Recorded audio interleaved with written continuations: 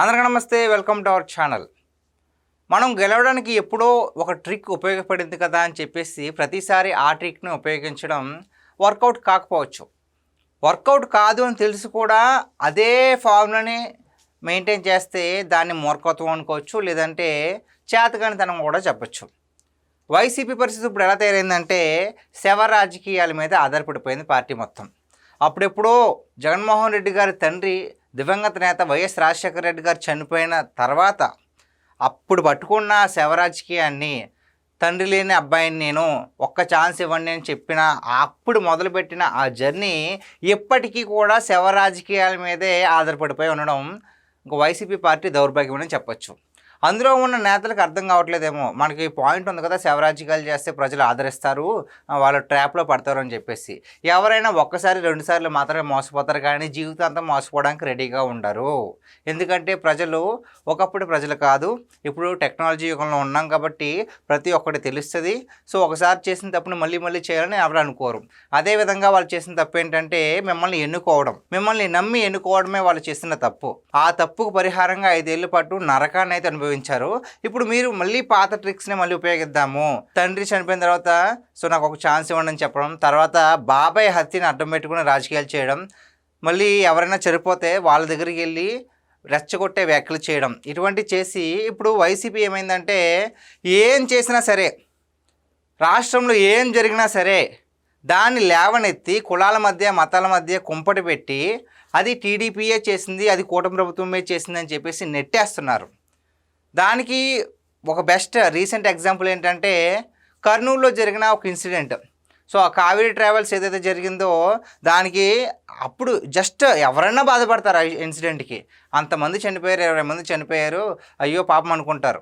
కానీ దాన్ని కూడా రాజకీయం చేద్దామని చెప్పేసి ప్రజల్లో నవ్వుల పాలయ్యారు. ఏమని, దానికి ఫిట్నెస్ లేదు, ఎక్స్పైర్డ్ అయిపోయింది ఫిట్నెస్, అలాంటి బండ్లకు కూటమి ప్రభుత్వం అనుమతిస్తుందని చెప్పేసి ఈ పాయింట్ను కొత్తగా లేవనెత్తారు. సో లేవనెత్తిన తర్వాత ఏమైంది, దానికి ఫిట్నెస్ ఇంకా ఉంది, 2 years ఇంకా వ్యాలిడిటీలో ఉందని చెప్పేసి అలా చెప్పడంతో ఇంకా అందరి ముందు నవ్వులు పాలవడం తప్ప ఇంకేమీ లేదు. అదేవిధంగా మొన్నటికి మొన్న ఏమైంది, ఎక్కడో ఒక చోట కల్తీ మద్యం జరిగింది కదా అని చెప్పేసి మొత్తం ప్రజెంట్ ఇప్పుడు కూటమి ప్రభుత్వం మొత్తం కల్తీ మద్యాన్ని సరఫరా చేస్తుంది, దానివల్ల ఎంతోమంది చనిపోయారని చెప్పుకొస్తున్నారు. కూటమి ప్రభుత్వం పరిపాలనే బాగాలేదు, అరాచకాలు ఎక్కువైపోతున్నాయి. జగన్మోహన్ రెడ్డి గారు కూడా ప్రెస్ మీట్ పెట్టి ఇటువంటి అరాచకమైన పాలన ఇంకెక్కడా లేదు అని చెప్పేసి ఆయన చెప్తున్నారు, మనం వింటున్నాం. అది కామెడీ అంటే. సో కల్తీ మద్యం ఎక్కడ ఏ ప్రభుత్వంలో ఎక్కువ జరిగింది, నాణ్యత లేని మద్యాన్ని ఎవరు సరఫరా చేశారు, ఆ మద్యం తాగి ఎంతమంది చనిపోయారు, ఇప్పటికీ ఎంతమంది లివర్ సమస్యలతో బాధపడుతున్నారు అనేది ప్రజలందరికీ తెలుసు. మీరేదో ఇప్పుడు వచ్చి ఈ విధంగా జరుగుతుంది, సో కూటమి ప్రభుత్వం వల్లే వేలాది మంది చనిపోయారని చెప్పి ఎంతమంది వైసీపీ నాయకులు వచ్చి ప్రెస్ మీట్ ముందుకు వచ్చి సిగ్గు లేకుండా చెప్తున్నారంటే అసలు మా ప్రభుత్వ హయాంలో తప్పే జరగలేదు, కల్తీ మద్యానికి తావేయలేదని జగన్మోహన్ రెడ్డి గారు చెప్పుకొచ్చారు. మరి ఆ మాట అనడానికి ఆయనకి ఏ విధంగా మనసొప్పిందో తెలియదు. కానీ ఇప్పటికి ఇంకా లిక్కర్ కేసులో ఎంతమంది ఎన్ని కోట్లు దోచేశారనే ఆరోపణలు ఉన్నాయి, ఒక్కొక్కరిని అరెస్ట్ చేస్తున్నారు, సిట్ విచారణ జరుగుతుంది.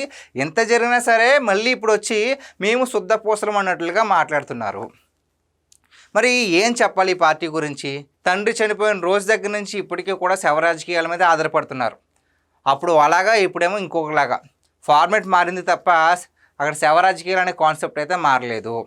సో మీరు ఇలాగే మేము చేస్తాము, ఇదే విధంగా కనికరం లేకుండా అంతమంది అక్కడ బాధపడుతూ ఉంటే వాళ్ళ దగ్గరికి వెళ్ళి నాకు బ్రీతింగ్ ఇష్యూ ఉందండి, నేను మాట్లాడలేను అంటే మరి జగన్మోహన్ రెడ్డి గారికి సంబంధించిన మీడియా వాళ్ళు అక్కడికి వెళ్ళి ఎలా ఉంది మీకు, ఏంటి, ఎలా జరిగింది, సరే అడిగారు, వెళ్ళారు, ఓకే చెప్తారని నేను వెళ్ళారు, నాకు బ్రీతింగ్ ప్రాబ్లం ఉందండి, నేను మాట్లాడలేకపోతున్నానంటే వదలరే. ఈ విధంగానా, మరి ఇంత పైశాచికంగానా, అంతలా దారుణంగా ఆర్డర్స్ వేస్తారా? ఎలాగైనా సరే చెయ్యాలి, మరి దానితో ఫిట్నెస్ లేదని చెప్పేసి ఒక అబద్ధం. ఎందుకు సార్, ఎందుకు చెప్పండి ఇవన్నీ? రాజకీయాల్లో విమర్శలు, సద్విమర్శలు, ప్రతి విమర్శలు చాలా ఉంటాయి. మీరు అది చేశారు, ఇది చేశారని చెప్పుకుంటారు. కానీ ఇంతమంది బాధలో కూడా మీరు ఇలా చేయాలా? ఇదే మనం నేర్చుకున్నది మన పెద్దవాళ్ళ దగ్గర నుంచి. అధికారం ఒకటి ఉంటే సరిపోద్దా? మనస్సాక్షి ఉన్నక్కర్లా? అధికారం కోసం మానవత్వాన్ని కూడా చంపేసుకుంటామా? మీరు ఇంకా మేము ఇలాగే ఉంటాం అనుకుంటే కనుక ప్రజలు అప్డేట్ అయిపోయారు, మీరే అవుట్డేట్లో ఉంటారు. సో మేము అవుట్డేట్లోనే ఉండి ప్రజలు అప్డేట్ అయితే ఎలా ఉంటుంది అనేది మీరు ఆల్రెడీ మనం ఒకసారి చూశారు. దానికి తగ్గట్టుగా మీరు రాజకీయాలు చేస్తే, హుందాగా ప్రవర్తిస్తే ఓకే.